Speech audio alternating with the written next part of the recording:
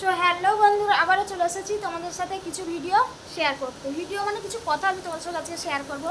তো 2-3 দিন হয়ে গেলে তোমাদের সাথে আবার ডেলি ব্লগ শেয়ার করতে পারছি না, কারণ কি বলো তো, আবার শরীরটা খারাপ লাগছে, সেই জন্য মানে ভিডিও করে উঠতে পারছি না। ভিডিও করছি তো এডিট করতে পারছি না, আর মানে এডিট করতে পারছি তো ভিডিও কিছু শ্যুট করতে পারছি না, সেই কারণে তোমাদের সাথে কিছু ভিডিও কয়েকদিন ধরে শেয়ার করতে পারছি না।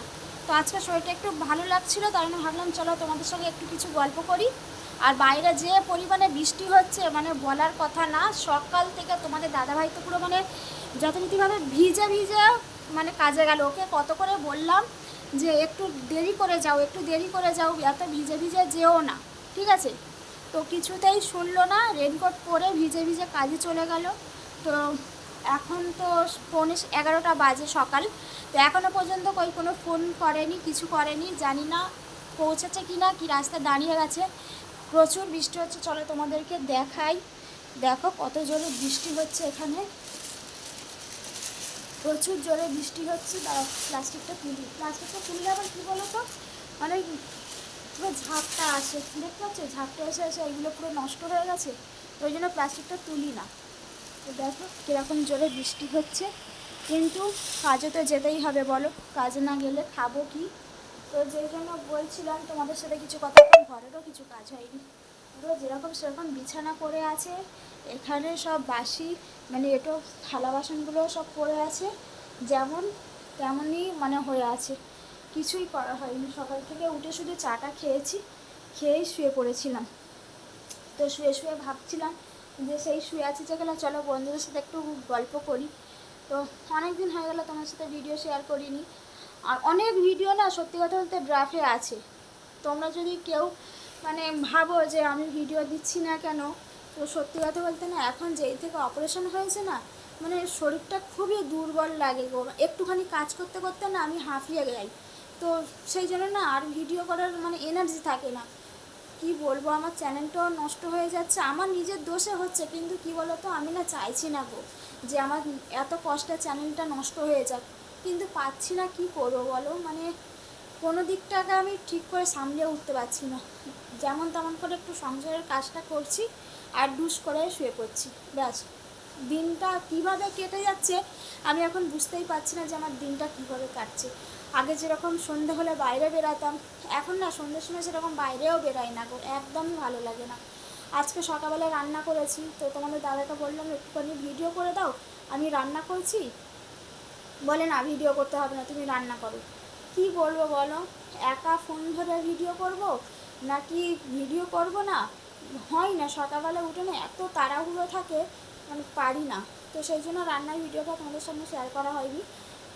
তো আজকে রান্না করেছি ডালের বড়ি দিয়ে, দিশি পালং শাক, বেগুন, আলু দিয়ে তরকারি করেছি, আর ভাত, ব্যাস। আর কিছু করেনি। বলেছিল একটু ডাল করতে, আমি মানে ভুলে গেছি ডাল করতে, জানো। আর ডাল করা, বাবা আবার জোরে এলো, কী হবে কে জানে। সারাদিন আমাদের এদিকে তো পুরো সব ভিজে মানে ডুবে গেছে। আর আমার একটা পেঁপে গাছ হয়েছিল এত বড়, জানো কি বড় পেঁপে গাছ হয়েছিল, সে পেঁপে গাছটাও মানে গোড়ায় জল জমেছিল, জমে আর মরে গেল। মানে পেঁপে গাছ না এমনিতে খুব সূক্ষ্ম হয় গো, একটুতেই এদিক ওদিক হলেই মরে যায়, আর এত বড় পেঁপে গাছটা মরে গেছে, ভীষণ খারাপ লাগছে। তো আর কী করা যায় বলো, এখন এই ঘরটাকে গোছাবো, ঘরটা গুছিয়ে টুছিয়ে নিয়ে তারপরে চান করবো। 11টা তো বেজেই গেল শুয়ে থেকে থেকে। তো চলো ঘরটা গুছিয়ে নিই, আবার গুছিয়ে নিয়ে তোমাদের সাথে কথা বলছি, ঠিক আছে? তো আমার ঘরটাও সুন্দরভাবে গোছানো হয়ে গেছে, আর চাদরটাও একটু চেঞ্জ করেছি আজকে, কারণ অনেক দিন হয়ে গেল না চাদরটা চেঞ্জ করা হচ্ছিল না। তো সেই জন্য আজকে একটু চাদরটা চেঞ্জ করেছি। আর এই চাদরটা না অনেক দিন হয়ে গেল বিছাইনি, তো সেই জন্য না ঘরটা একটু অন্যরকম লাগছে, বেশ ভালোই লাগছে ঘরটাকে দেখতে। যেহেতু অনেক দিন বিছাইনি না চাদরটা, ওই জন্য মনে হচ্ছে একটু নতুন নতুন ভাব। তো যাই হোক, চলো তোমাদেরকে একটা জিনিস দেখাই। চলো, অনেক দিন হয়ে গেল না জিনিসটা আমাদের ঘরে এসছে, বাট তোমাদেরকে দেখানো হয় না বলে আমি জিনিসটা লাগাতেও পারছি না। তোমরা তো জানো যে কোনো কিছু নতুন হলেই তোমাদের সঙ্গে আমি সেটা শেয়ার করতে খুব ভালোবাসি। তো এটা না আর শেয়ার করে কি করে থাকবো বলো, তো সেই জন্য এটাকে শেয়ার করিনি বলে আর লাগানো হয়নি।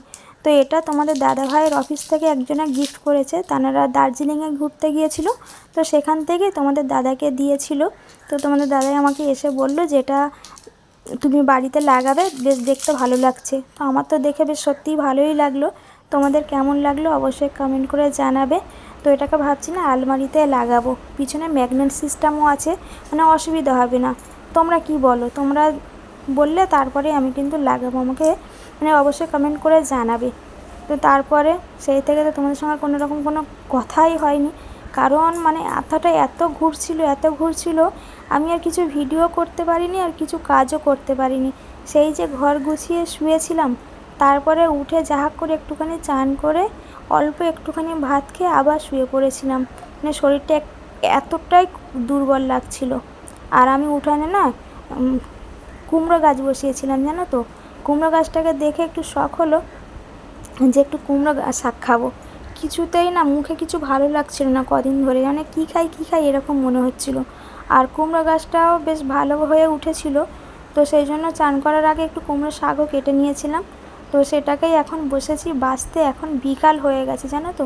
সেই সকালে তোমাদের সাথে গল্প করেছি, তারপরে আর তোমাদের সাথে কিছুই গল্প করতে পারিনি, এতটাই মানে শরীরটা খারাপ লাগছিল। তো এখন একটু ভালো লাগছে, একটু নুন জল আর চিনি দিয়ে একটু গুলে খেলাম। তো জানি না এটা আমার কেন হচ্ছে, কারণ আমার একটু সুগারও ছিল। সুগারের জন্য হচ্ছে নাকি প্রেশার ফল্ট করছে আমি বুঝতে পারছি না কিসের থেকে কি হচ্ছে। তাও একটু নুন চিনির জল আমি খেলাম। তো যাই হোক গে, চলো তোমরা সবাই প্রে করো যেটা আমি ভাবছি সেটা না যেন হয়, কারণ ভীষণই একটা খারাপ এই রোগটা, জানো তো। যার হয় সেই বোঝে কতটা কষ্টজনক রোগটা। তো যেন সব কিছু ভালোই হয়। আর একবার খুব তাড়াতাড়ি টেস্ট করব ভাবছি, দুবার টেস্ট করেছিলাম, তো আরেকবার ভাবছি একটু টেস্ট করে নেব, যেহেতু অনেকটা দিন হয়ে গেল না, ওই জন্য। তো কুমড়ো শাক কাটতে এত হাতে কাটা ফুটছিল, তোমাদের কি বলবো। কুমড়ো শাক খেতে ভালো লাগে, কিন্তু না বাছতে গেলে না ভীষণ বিরক্ত লাগে। এত গায়ে কাটা না, হাতে প্রচুর কাটা ফুটে যায়।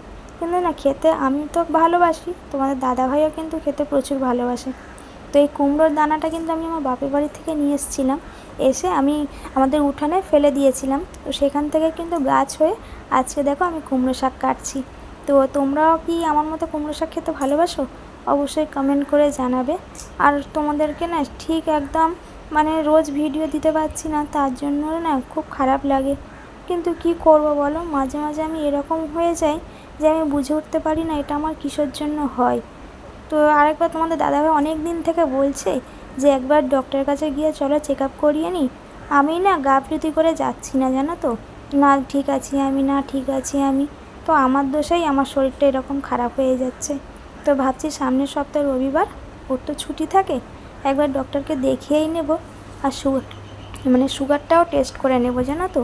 কারণ একটু ভয়ও মনে হচ্ছে, কারণ আমি তো কিছু মানে বাছছি না, সবটাই আগের মতোই খাওয়া দাওয়া করছি। আলু বলো মিষ্টি বলো সবটাই তো আগের মতো খাওয়া দাওয়া করছি। ওই জন্য ভাবছি যে সুগারটাও একবার টেস্ট করে নেব। তো সামনের রবিবারে আবার ডক্টরের কাছে যাব, দেখি ডক্টর কি বলে। তোমরা সবাই প্রে করো যাতে আমার কিছু উল্টোপাল্টা না হয়, কারণ এই সবেই আমি একটা এত বড় রোগ থেকে উঠেছি। তো আর ভালো লাগছে না, জানো তো। এমনি ওষুধ খেতে আমার বিরক্ত লাগে, তারপরে আবার যদি এরকম কোনো একটা রোগ হয় আমি তো মরেই যাব। মানসিক টেনশানে তো ভুগছি, আবার যদি শারীরিক টেনশানে পড়ি তাহলে আমাকে আর দেখতে হবে না, মানে দুদিনেই পটল তুলতে চলে যাব। তো যাই হোক গে, তোমাদের সঙ্গে কিন্তু অনেকটাই গল্প করে ফেললাম। আর সব থেকে বড়ো কথা কী বলো তো, তোমাদের সাথে গল্প করতে না আমার খুব ভালো লাগে, জানো তো। মনে হয় তোমাদের সঙ্গে রোজ সুন্দর সুন্দর ভিডিও দেবো, তোমাদের সাথে গল্প করব, কিন্তু না পেরে উঠি না গো।